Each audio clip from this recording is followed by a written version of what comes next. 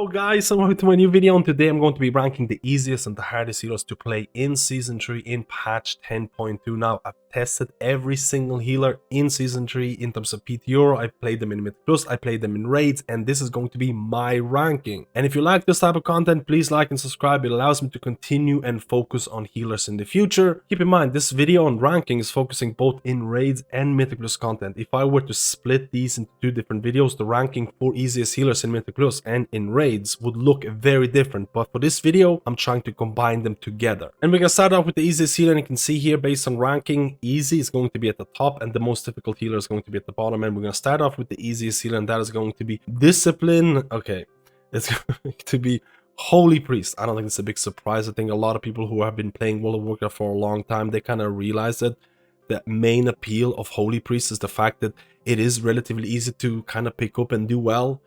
Again, it is a reactive healer. There is a big thing to be said about reactive versus proactive healers. Holy Priest, in my opinion, is a reactive healer. There's a lot of that click and heal type of gameplay, especially if you're running something like Lightweavers. So there's a lot of appeal for Holy Priest because of its simplicity. I'm not saying that you don't have to invest a lot of time to master this class. You do.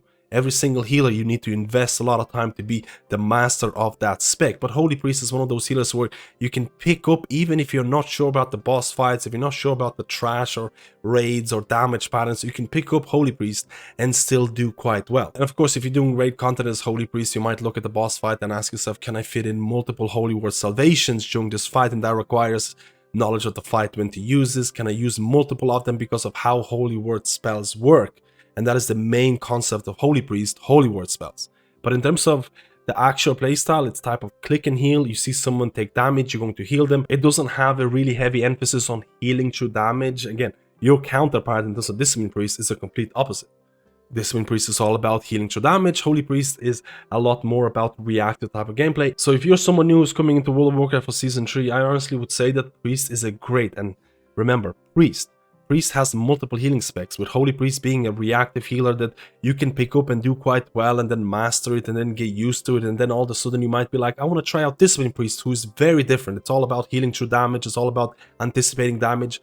Priest in general provides you with so many different options that makes Priest one of the best options for new players coming in because of the variety of healing gameplay that it provides. And now in terms of second healer, we're going to be looking at Resto Shaman. Resto Shaman can be viewed as a low APM healer, or something that provides or has low actions per minute, which is pretty perfect for a lot of healers or players who don't want to mash their buttons all the time, and that can fit a lot of the boomers like me. But the general consensus of Resto Shaman is that the difficulty is coming from something like Cloudburst Totem. Resto Shaman can be viewed as a reactive healer, but with Cloudburst Totem, you're going to have a lot more proactive type of gameplay, because Cloudburst Totem is going to take a portion of your healing, including overhealing, and it's going to store it, and you can detonate it early depending on the damage patterns. There's so many talents and spells that are going to work with Cloudburst Totem, and you can feed it. You can have a Primordial Wave Riptide build where you're trying to feed your healing into Cloudburst. It's just the sky is the limit type of thing with Cloudburst Totem. But initially, in order to pick up your Resto Shaman, it's not overly difficult. The chain heal build is somewhat simplistic in terms of reducing or removing that range requirement, depending if you're running something like Tidebringer. In summary, Restoration Shaman is a low APM healer. To some extent, Resto Shaman can have a lot of situationally strong,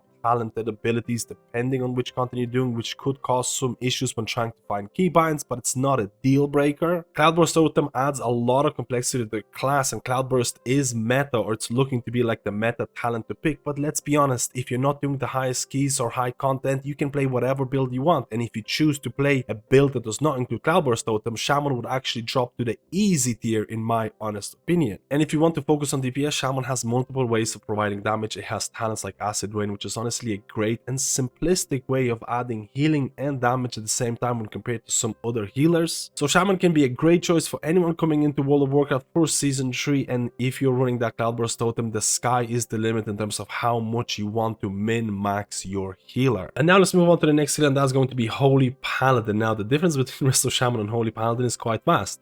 Resto Shaman, for example, has low actions per minute, and Holy Paladin has high APM, high actions per minute, in terms of you're always pressing some buttons.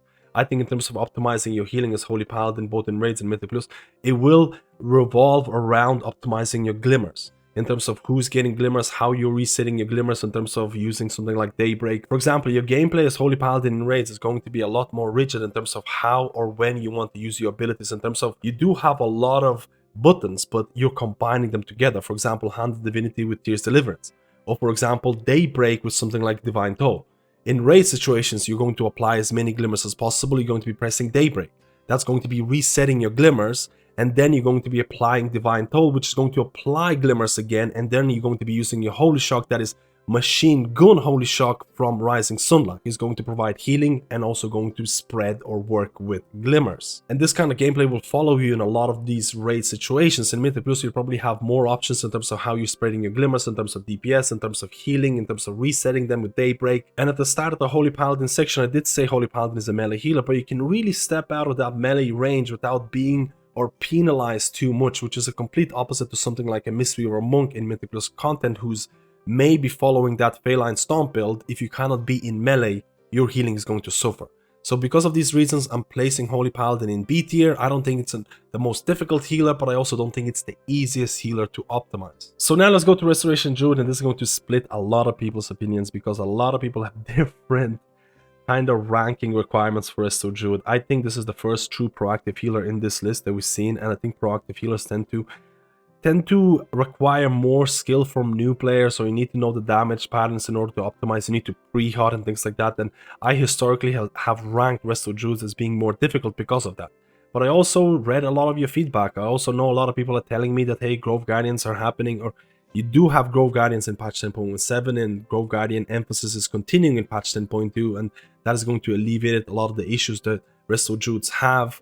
They're also nerfing Flourish, which a lot of people really hate, but I'm going to be placing Resto Druid somewhere in B tier. That's mainly to do with the fact that proactive healers require more knowledge. You need to know when damage is going to happen.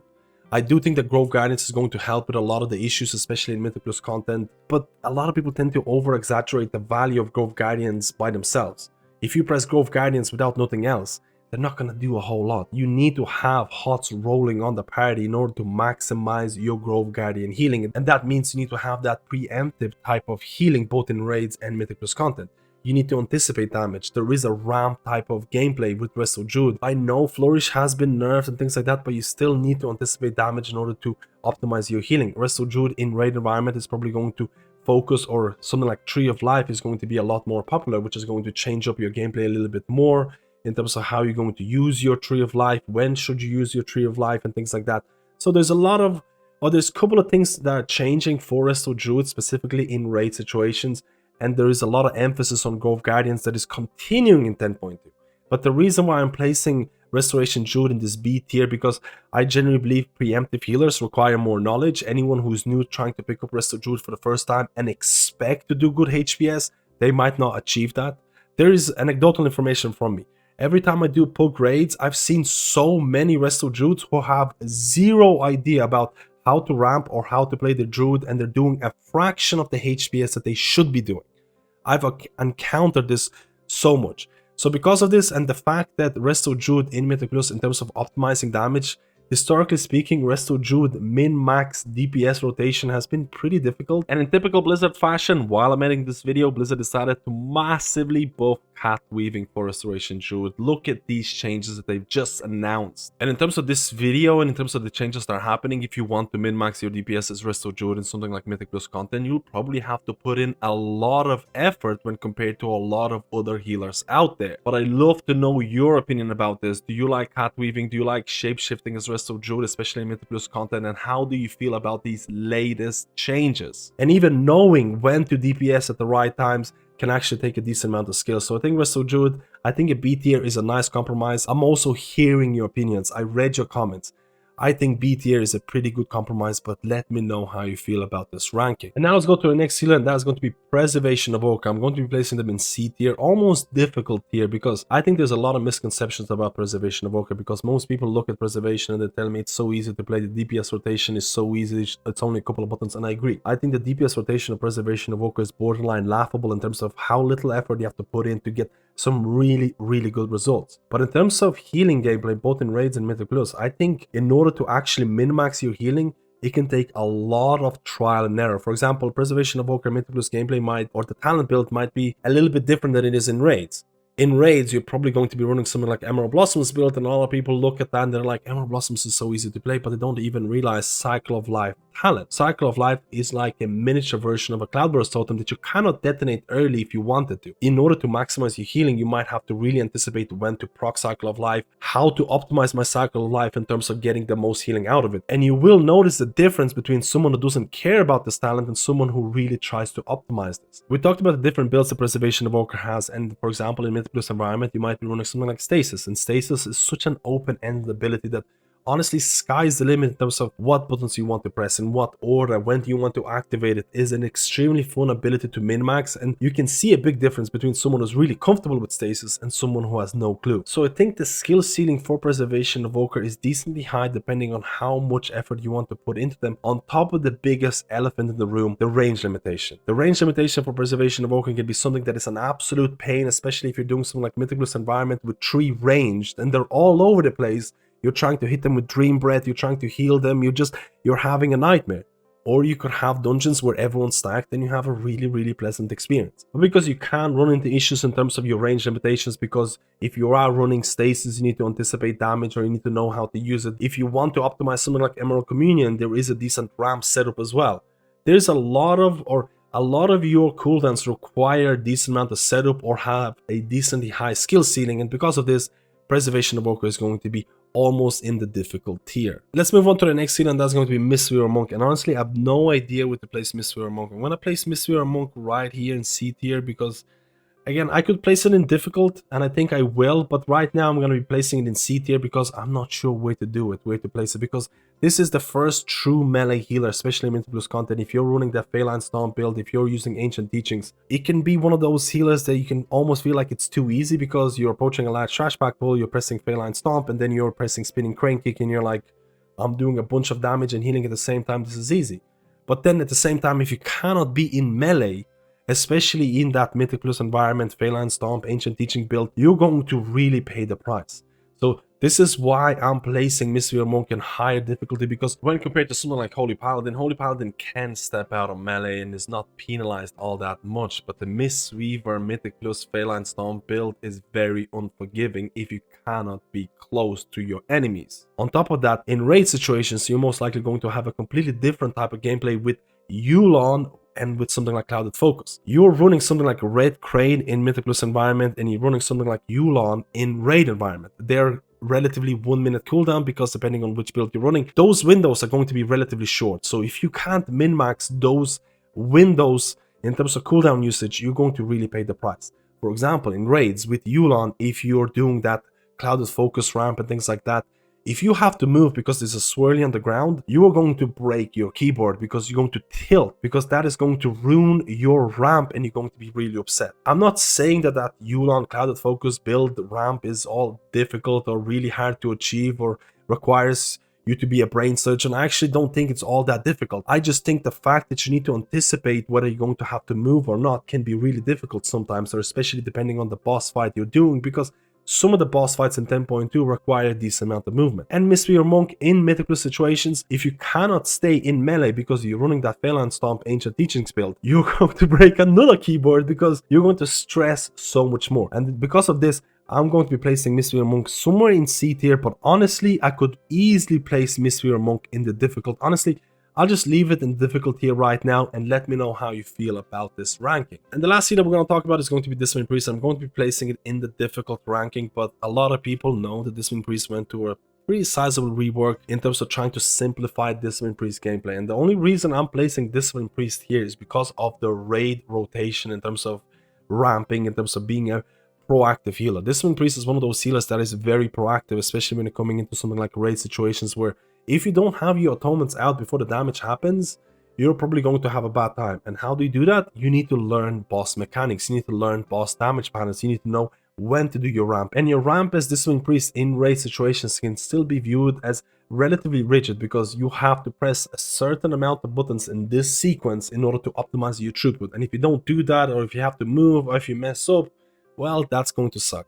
And that is still going to exist for Discipline Priest coming into 10.2, but of course, you have simplification in terms of your Mind Blast is going to proc Schism. You don't have to press Schism by itself because there's been a merge. For example, in order to proc your Shadow Covenant, pressing Shadow Fiend or Mindbender, that's going to do that for you.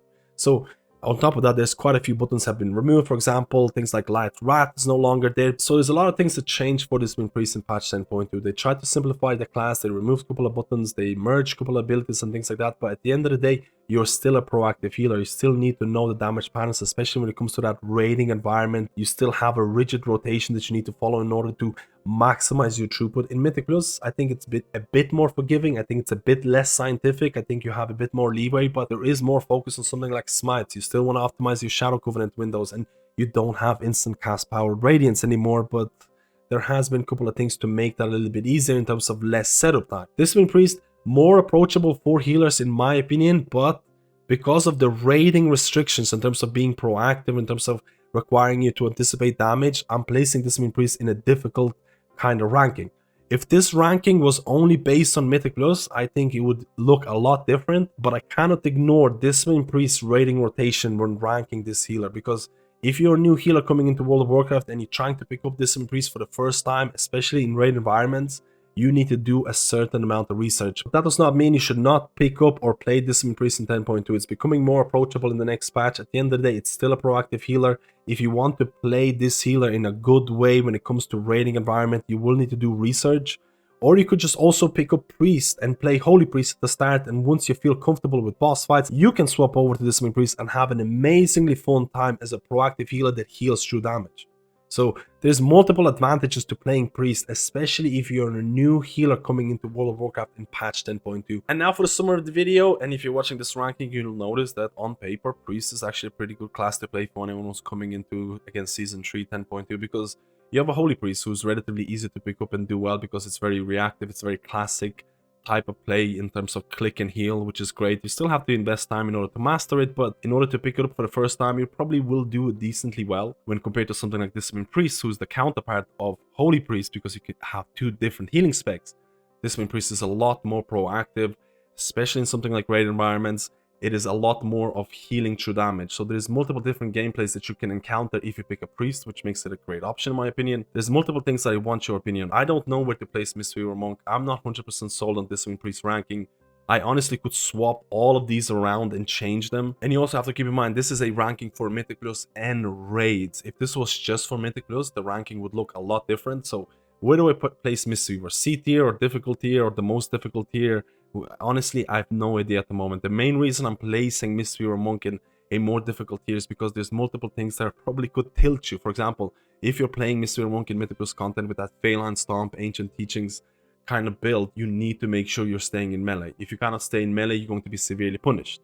If you're playing Mistweaver Monk in raid situations with something like Yulon build, with something like Clouded Focus build, I'm not saying that build is overly difficult to play. I don't think it's requires you to be a brain surgeon to play Mistweaver Monk in raid situations, but if you have to move during your ramp, if something bad happens, if there's a swirly on the ground, honestly, that's going to destroy those windows, because you have to remember, Mistweaver Monk, depending on which build you're running, you have those 1 minute windows, and they're quite short. You need to be very optimal in terms of how you're going to achieve max HPS or max throughput. So this is why I'm placing Mistweaver in here. Preservation Evoker, again, I'm talking about proactive healers versus reactive healers. Preservation Evoker has a lot of proactive abilities or proactive gameplay elements to it, depending on which build you're running. Preservation Evoker in something like raid situations, if you're running that Emerald Blossoms build, how are you going to optimize Cycle of Life? If you're running something like Stasis, which probably is going to be popular in something like Mythic Plus environment, sky's the limit in terms of how you want to optimize Stasis. How are you going to optimize Emerald Communion, depending, again, which talent build you're running, because it can have a bit of a ramp to it, and the elephant in the room is the range requirements. Range for Preservation Evoker can sometimes be an absolute deal breaker, or you can get a group that stacks together and it's not even that big of an issue. But because of this, I'm placing Preservation Evoker as a bit more difficult healer to play. At the end of the day, your DPS rotation as Preservation Evoker is one of the easiest, so you got that going for you right now. Another thing that I really want to know your opinion about is Restoration Druid. I tend to place proactive healers, and Restoration Druid is a proactive healer. You need to anticipate damage. A lot of people are talking about Grove Guardians. In order to maximize your Grove Guardians throughput, you need to make sure you have HOTS on the group already, so you still need to anticipate damage.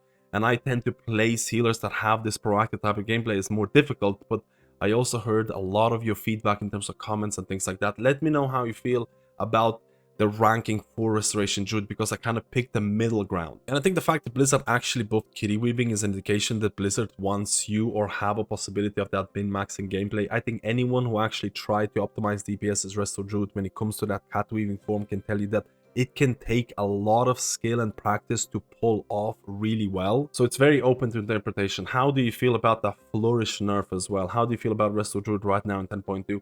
Holy Paladin, I place it in B tier. I don't think it's as difficult as something like Mistweaver Monk, because Holy Paladin is a melee healer, but I don't consider it to be a true melee healer. And what do I mean by that? I mean in terms of you're not going to be overly punished if you have to step away from melee. If you have to step away, it's not going to be the end of the world. If you're playing Mistweaver Monk with that Phalanx Stomp, Ancient Teaching build in Mythic and you have to step away from melee, your gameplay changes significantly. At the end of the day, you'll probably still have a relatively rigid rotation in terms of how you're going to combine your abilities, especially in something like raid situations. You have a lot of buttons as a Holy Paladin, but you tend to combine a lot of them together, especially when it comes to raiding situations. I think in Mythic Plus you have a bit more leeway in terms of how you're going to use things like Daybreak, how you're going to use things like Divine Toll, and again, DPSing, HPS, and things like that. And I think it's interesting.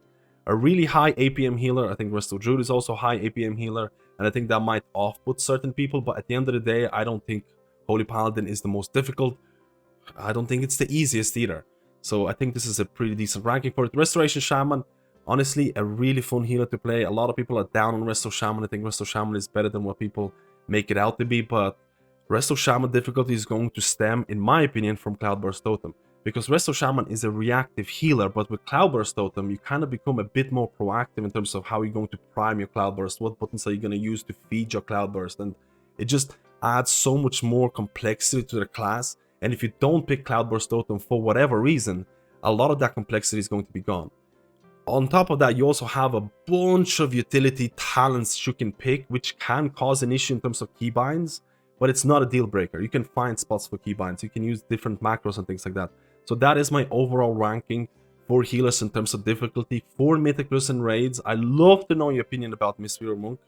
Do you think Mistweaver Monk deserves to be in the most difficult tier? Do you think it's not all that difficult? Do you think, again, do you think maybe Discipline Priest deserves to drop a tier because of what's happening in 10.2 in terms of the simplification? What would your ranking be when taking into account Mythic Plus and raids? I would love to know your opinion, and I also would love to know your opinion about Restoration Druid difficulty, because honestly that's going to split the community. What is the best ranking or place for Restoration Druids, considering that there's still a proactive healer and requires knowledge of boss fights and things like that? Let me know how you feel about this. Let me know if I made some mistakes. Let me know what your ranking would look like. And guys, if you like this video, like and subscribe. It really helps out the channel. I'll see you in my next video.